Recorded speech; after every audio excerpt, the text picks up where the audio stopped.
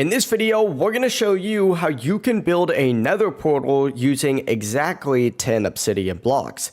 If you find this video helpful, please consider liking the video and subscribing to the channel.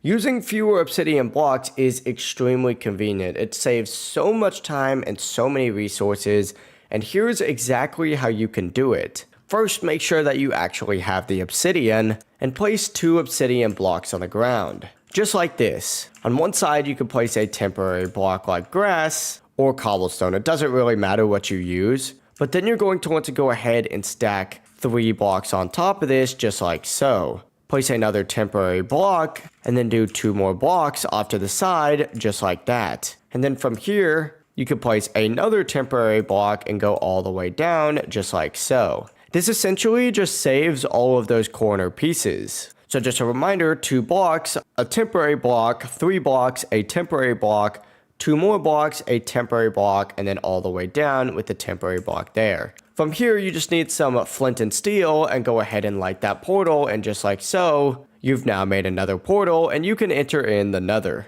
That is if it ever loads for me. Oh, there we go. It really is as simple as that though. If you have any questions, let us know down in the comment section below, and remember to like and subscribe if you are brand new. Have a good day.